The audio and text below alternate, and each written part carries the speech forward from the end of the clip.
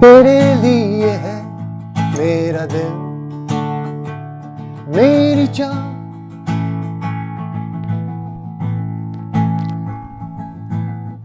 होते हैं तो हो फासले दरमियां,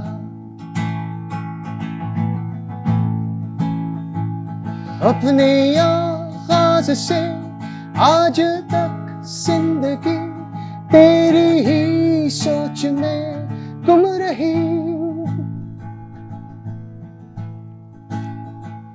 फिर भी जाने मुझे क्यों ये एहसास है, जैसे चाहत मेरी कम रही। ओ तेरे लिए है मेरा दिल, मेरी जान। वाह वाह वाह, बहुत ही खूबसूरत रिजवान भाई, बहुत माशाल्लाह, बहुत खूबसूरत आवाज़।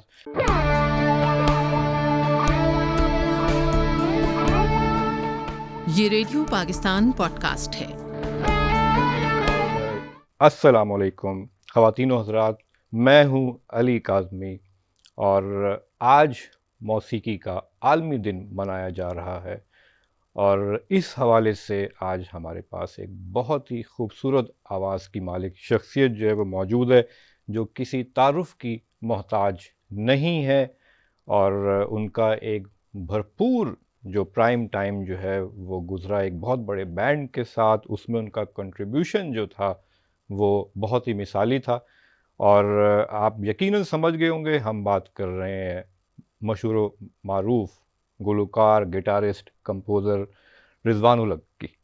आपको बहुत बहुत खुशामदीद कहते हैं। थैंक यू सो मच यार, थैंक यू सो मच। और अच्छा रिज़वान भाई, ये सबसे पहले बताइएगा कि आपका जो करियर जो है म्यूज़िक के हवाले से, ज़ाहिर है जितने भी हमारे सामईन हैं, देखने वाले हैं, वो सुनना चाहेंगे क्योंकि आज मौसीकी का वैसे भी एक आलमी दिन है। बिल्कुल बिल्कुल। तो ज़ाहिर है जो आपका जो सफ़र था और इसके दौरान जो एक मुश्किलात, और ज़ाहिर है हर किसी की ज़िंदगी में आती हैं, थोड़ा सा उसके बारे में बताइएगा। Interesting question. इसको मैं बड़ा मुख्तसर सा आपको जवाब दूंगा। I was a musician day one, in the sense के मुझे पहले से ही बहुत शौक था। मैंने आई 5 years ओल्ड, 6-7 साल की उम्र में मुझे आदत थी कि मैं टेबल पे वो ढोलकी बजाना, गाने सुनना। ब्लैक एंड वाइट डेज होते थे टीवी के उस ज़माने में, 70s की मैं बात कर रहा हूँ। तो गाने सुनना, उनको कॉपी करना, उनकी उनकी जो बीट है उसको कॉपी करना टेबल पे, करते करते करते then I ended up with a small guitar. और मेरे वाले साहब ने मुझे, मैं बड़ी ज़िद की, मैंने कहा जी मुझे गिटार का बहुत शौक है। तो उन्होंने मुझे, वो खिलौना गिटार था बेसिकली, और वो ट्यून भी नहीं कर सकते थे, लेकिन उस पे मैं सारा दिन ना स्ट्रम करता रहता था। वो करते करते करते वो दिन और आज दिन, आई टुक इट सो सीरियसली कि मैंने आई नेवर लुक बैक। और मैंने बड़ी मेहनत की। जब मैं सीरियस हुआ, जब ऑब्वियसली जब मैं 13-14 साल की उम्र का हुआ, तो I then used to work about 5-6 hours a day. मैं 5-6 घंटे टू बी ऑनेस्ट मतलब प्रैक्टिस करता था सिर्फ म्यूज़िक की। और उसका सिला मुझे मिला 90s में, जब मैंने वाइटल साइंस ज्वाइन किया। और वाइटल साइंस की 2 एल्बम्स मैंने की एज अ गिटार प्लेयर। जो सेकंड वॉल्यूम था और एतबार जो थर्ड वॉल्यूम था। टोटल वाइटल साइंस की 4 एल्बम्स थी। पहली एल्बम में सलमान थे, तो जब उन्होंने छोड़ा, जुनून फॉर्म किया, उसके बाद सेकंड थर्ड एल्बम मैंने की।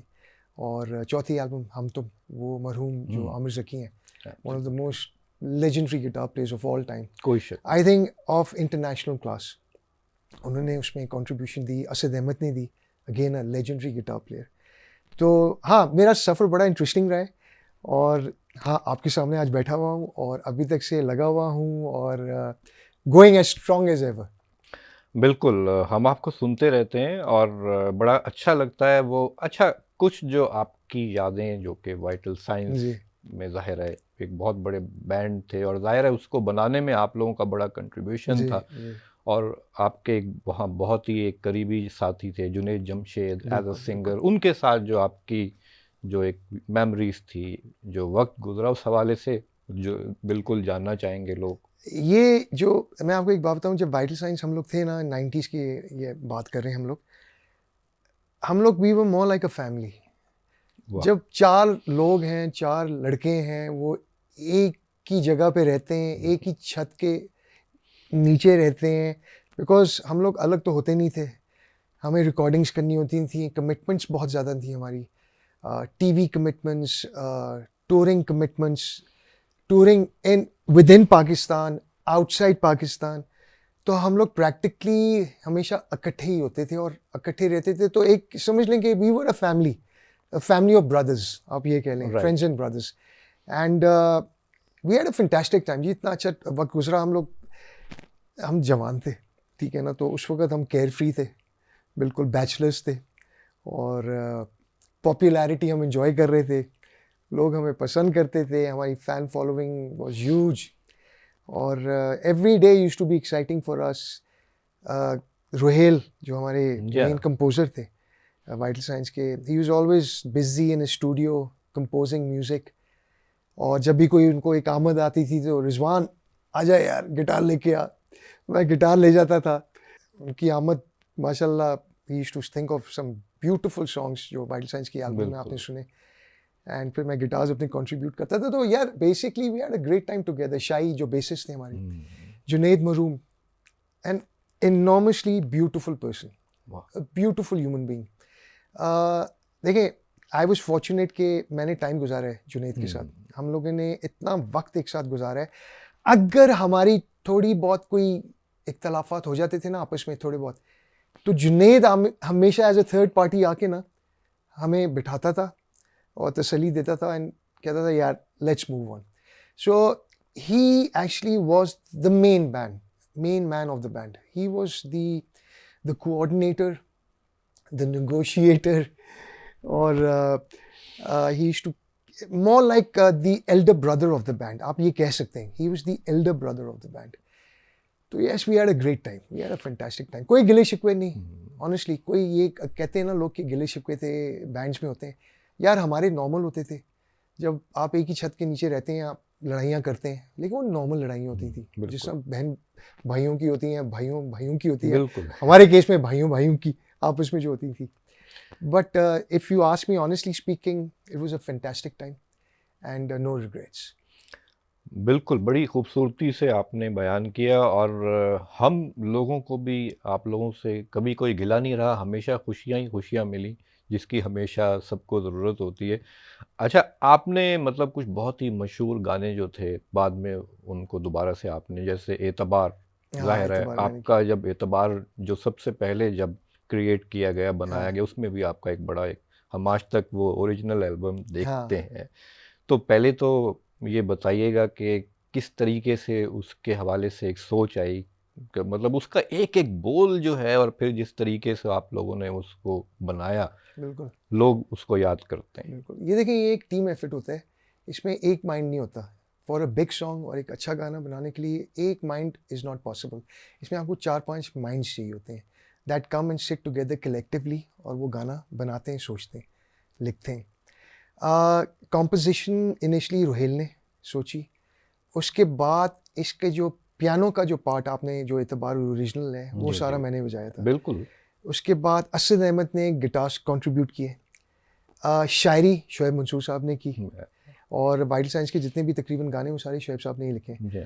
तो he is an outstanding lyrist, और उस ज़माने में तो शोएब साहब वाज एट हिज पीक, और उनको वाइटल साइंस से वैसे ही बहुत एक लगन थी, एक दिली लगन थी, बहुत मोहब्बत थी। गहरा ताल्लुक हाँ था जी। आप लोगों का। तो उन्होंने वाइटल साइंस को एक अपना एक बेबी बनाया हुआ था, and he was very loving with us and very professional also, but at the same time very caring and very loving.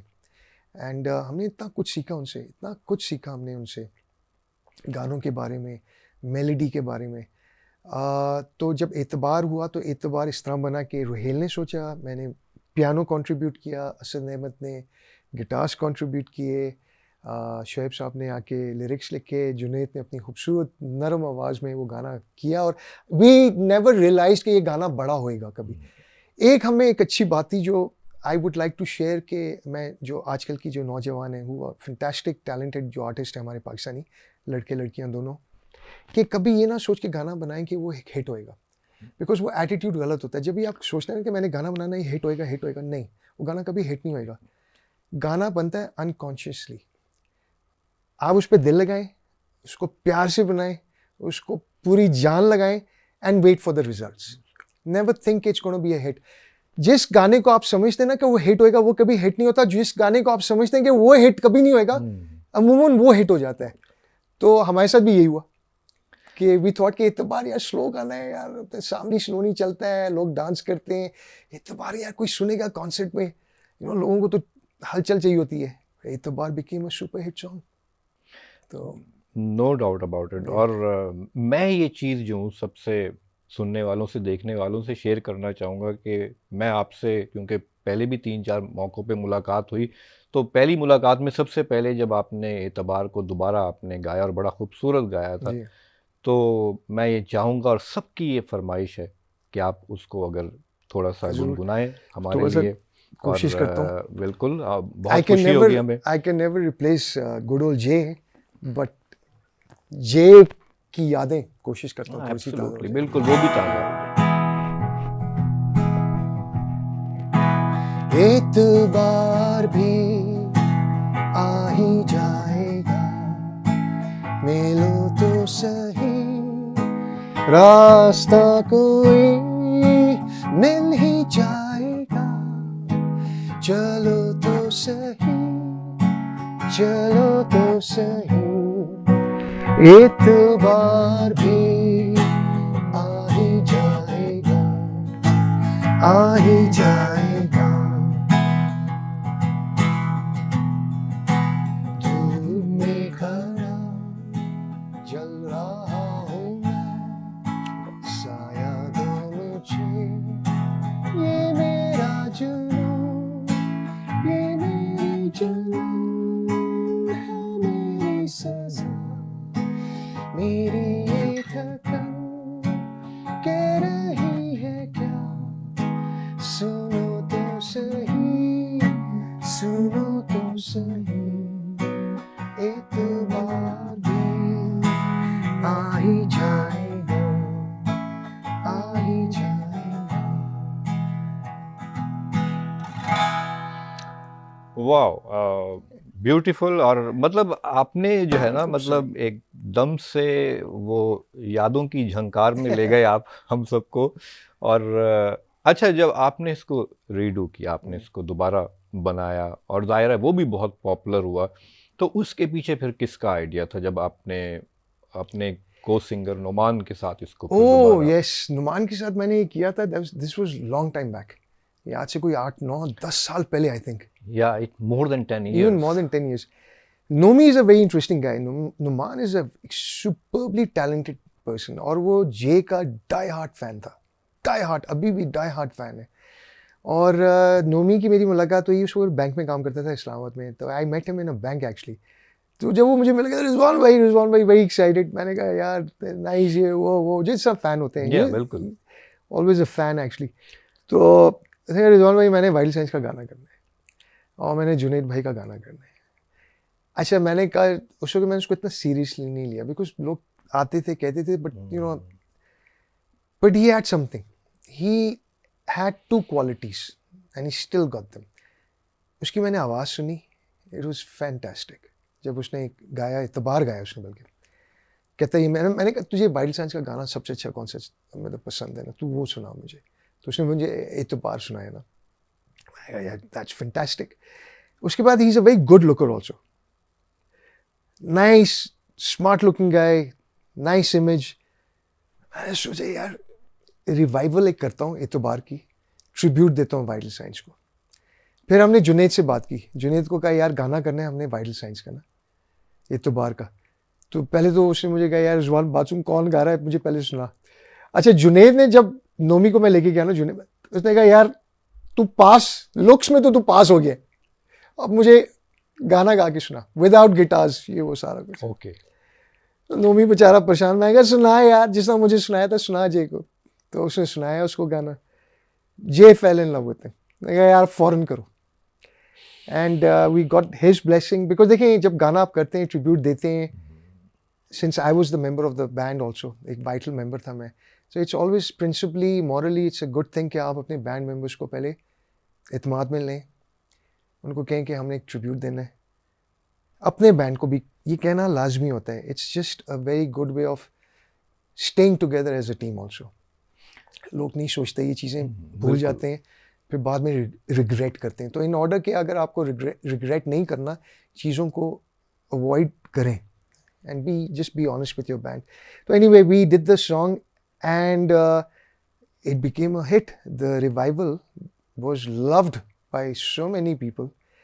And वो नोमी का break था actually in the music industry, in the pop industry of Pakistan. जब उसने एतबार मेरे साथ किया, उसमें मैंने गिटार्स बजाए थे, तो नोमी को एक बहुत बड़ा ब्रेक मिल गया एज अ वोकलिस्ट.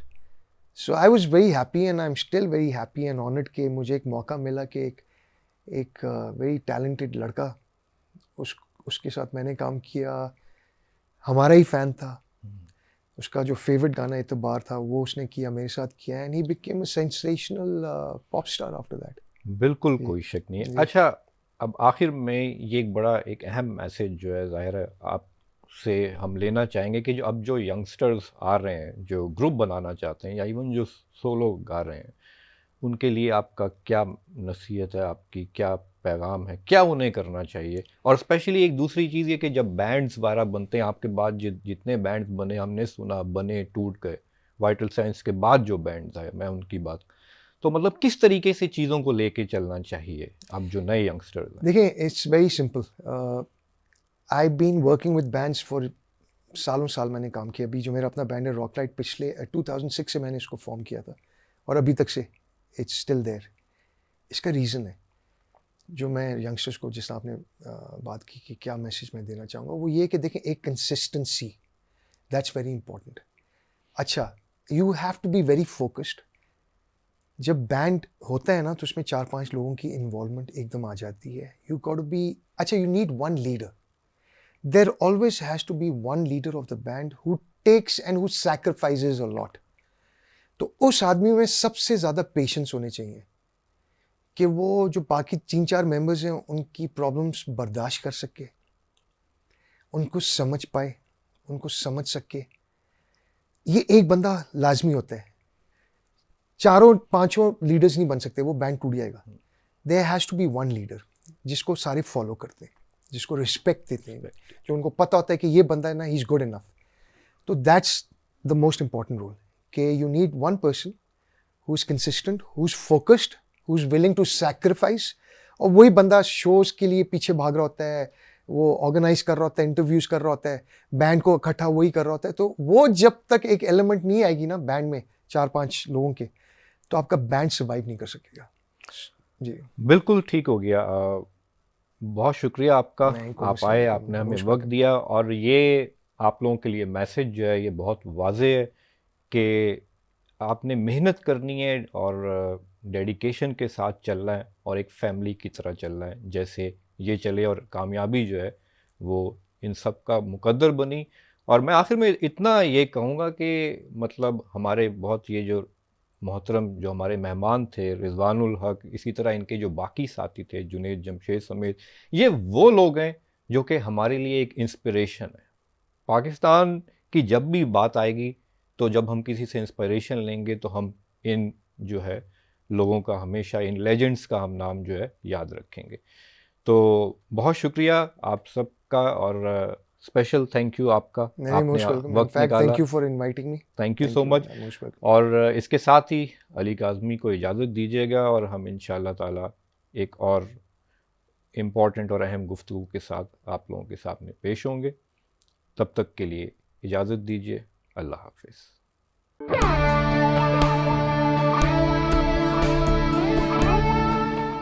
ये रेडियो पाकिस्तान पॉडकास्ट है.